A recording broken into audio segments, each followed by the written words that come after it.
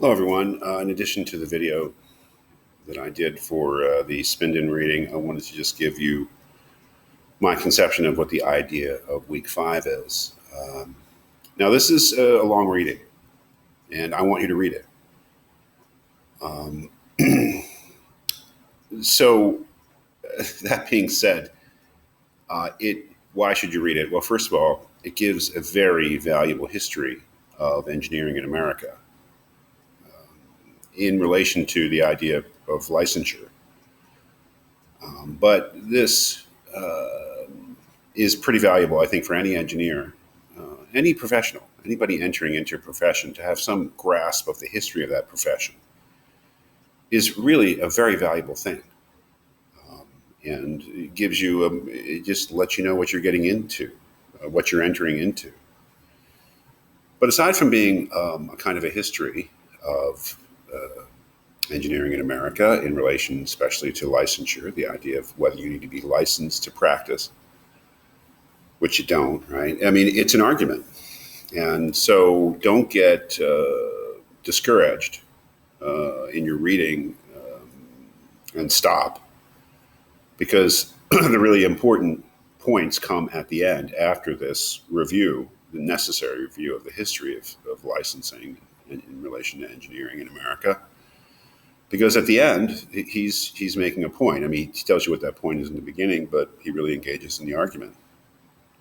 And it's a polemic argument. He's trying to get something across. And, it's only his opinion, obviously, but his opinion is that the fact that engineers more or less have so many exemptions from the licensing requirement that, in effect, you don't need to be licensed to practice as an engineer in America is a kind of a disaster.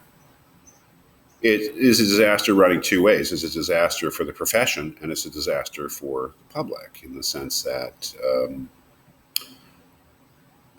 in the former case, that basically the reality that you don't need to be licensed really prevents engineering from really being able to claim that it's a true profession. And that's too bad. But on the other hand, the whole point of licensure, the whole point of regulation is to protect the public. And because engineers are not required to get a license, the public is not adequately protected in terms of what engineers do.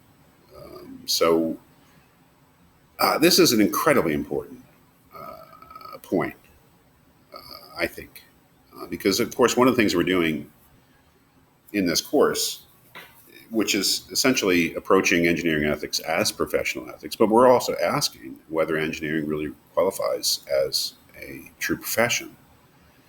And this is a very interesting document here, Spindon's article, because it basically says that it's not. Engineering is not a profession.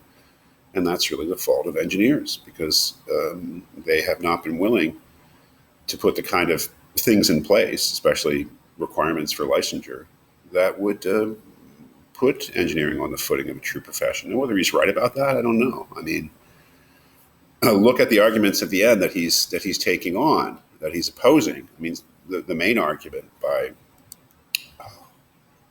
what is it, Kohlhoff, is that engineering does not need licensing, that the exemptions, especially the industrial exemption, you should definitely know what that is, are okay because the public is safeguarded by other means, and that does not need licensing on the part of engineers to be safeguarded. I mean, he takes on that argument. You should understand why he disagrees with that argument. So this is a really important document, and yes, it's long, but it's a long reading.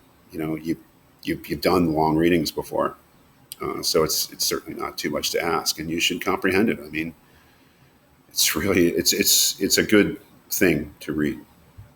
I don't know how many times I can say that it's a good thing to read, but it does, I think, hit on really crucial point for engineering.